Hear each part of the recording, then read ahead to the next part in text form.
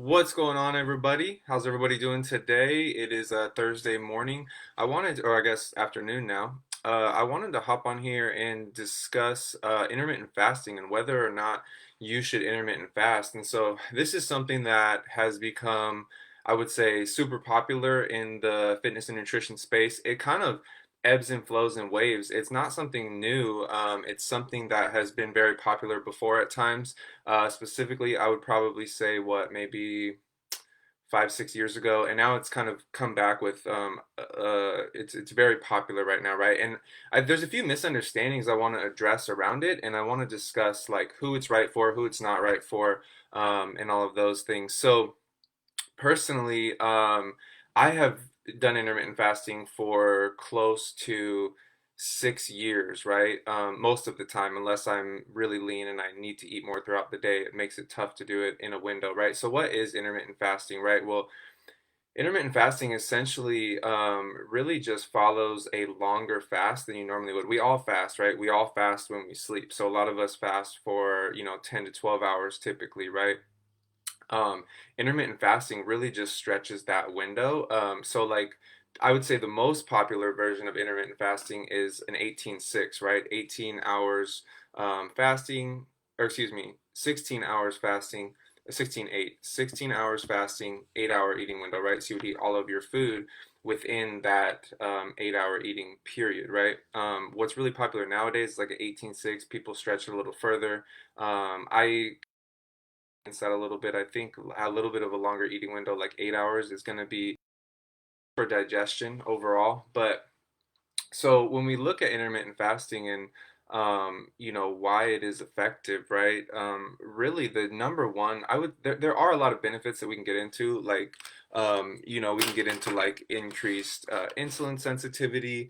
We can get into like an increased secretion of growth hormone, which the more growth hormone your body produces, the faster that you can burn fat and build muscle, which are great benefits. But I think above all, when we're dieting, it really just can like make it easier because the eating window is small, prone to not eat more. I guess for myself that is true, but you know, I would say intermittent fasting is for people that don't like eating a lot throughout the day, don't like eating 5 or 6 meals. I would say that's who it is for. People who don't have a problem with cravings late at night when they fast throughout the day. Me personally, my body has adjusted. Again, doing this for 5 or 6 years. I'm fasting right now, right? I'm doing it right now.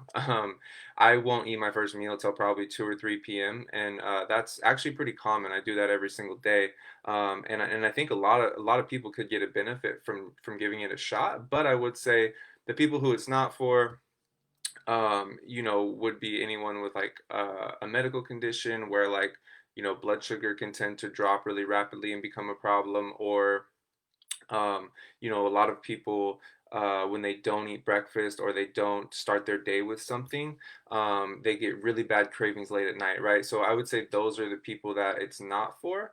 And also, I think understanding too that there is a bit of an adjustment period and not jumping into a 16-8 or an 18-6 schedule right away, because it's going to be tough if you're eating every 12 hours. It's going to be tough, or excuse me, if you're doing right now, right? That's kind of your current schedule. It's going to be tough to go another 4 hours without eating, right? To push that window. So you start small. Maybe you start with what would it be? 13-11, or maybe you go 14-10, right? And then 15-9, and then you get to the point where you are doing a 16-8, right? Or an 18-6, or whatever works for you, right? But um, one thing I want to touch on is that research shows that there is no advantage to eating 5 or 6 meals throughout the day, or eating 3 meals, or even eating one meal, right? As long as calories are accounted for and calories are the same, really it's going to have the same effect on your metabolic rate. So